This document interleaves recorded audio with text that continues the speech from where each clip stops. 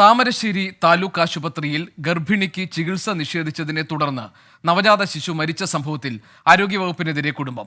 പരാതിയിൽ ആരോഗ്യവകുപ്പിൽ നിന്നോ പോലീസിൽ നിന്നോ നീതി ലഭിച്ചില്ലെന്ന് കുടുംബം ആരോപിച്ചു. 4 മാസമായി വെന്റിലേറ്ററിലായിരുന്ന നവജാത ശിശു ഞായറാഴ്ച പുലർച്ചെയാണ് മരിച്ചത്. ഗൈനക്കോളജി ഡോക്ടർ ഇല്ലാത്തതിനാൽ കുട്ടി പുറത്തേക്ക് വരാതിരിക്കാൻ അടിവസ്ത്രം ഉപയോഗിച്ച് കെട്ടിയത് മൂലം കുട്ടിയുടെ തലയ്ക്ക് ക്ഷതമേറ്റിരുന്നു. 3/4 മണിക്കൂർ കുട്ടി സ്റ്റക്കായി. ഇവർക്ക് ഇവിടുന്ന് പ്രസവം എടുക്കായിരുന്നു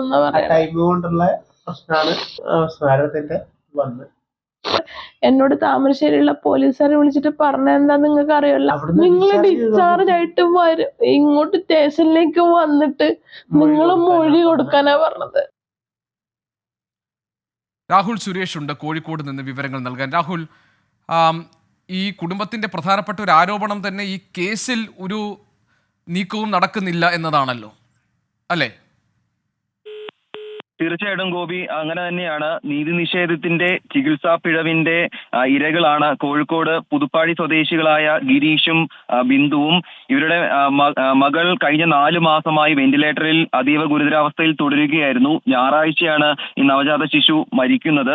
ഇതുമായി ബന്ധപ്പെട്ട് കഴിഞ്ഞ ദിവസങ്ങളിലെല്ലാം വാർത്ത നമ്മൾ പുറത്തുവിട്ടിരുന്നു. ഇപ്പോൾ ഇതാ കുടുംബം ആരോഗ്യ വകുപ്പിനെതിരെയും പോലീസിനെതിരെയും രംഗത്തെത്തിയിരിക്കുകയാണ്. ആരോഗ്യ വകുപ്പിൽ നിന്നോ പോലീസിൽ നിന്നോ നീതി ലഭിച്ചിട്ടില്ല എന്നാണ് കുടുംബം പറയുന്നത്.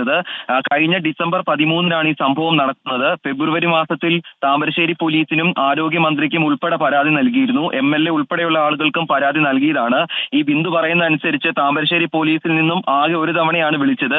അപ്പോൾ ഇവർ ആശുപത്രിയിലായിരുന്നു. ആശുപത്രിയിൽ നിന്നും ഡിസ്ചാർജ് ആയി വീട്ടിലെത്തിയ ശേഷം പോലീസ് സ്റ്റേഷനിൽ എത്തണമെന്നും തുടർന്ന് മൊഴി രേഖപ്പെടുത്താമെന്നുമാണ് പോലീസ് അറിയിച്ചിട്ടുള്ളത്. അതേസമയം ആരോഗ്യവകുപ്പിൽ നൽകിയ പരാതിയിൽ ഇതുവരെയും തുടർ നടപടി ഉണ്ടായിട്ടില്ല. ഒന്ന് ഫോണിൽ ബന്ധപ്പെടുക പോലും ചെയ്തിട്ടില്ല എന്ന് ഈ യുവതി പറയുന്നു. താമരശ്ശേരി ആശുപത്രിയിൽ കഴിഞ്ഞ ഡിസംബർ 13-നാണ് പ്രസവ വേദനയുമായി ബിന്ദു എത്തുന്നത്. പക്ഷേ അവിടെ ഗൈനക്കോളജി ഡോക്ടർ ഇല്ല എന്ന് പറഞ്ഞയച്ചു. അതിനിടെയാണ് കുട്ടി പുറത്തേക്ക് വരാൻ തുടങ്ങിയത്. എന്നാൽ അടിവസ്ത്രമൂരി ഈ കുട്ടി പുറത്ത് വരാത്ത രീതിയിൽ കെട്ടിവെച്ചതോടെയാണ് ഈ പ്രശ്നങ്ങളുടെ തുടക്കം.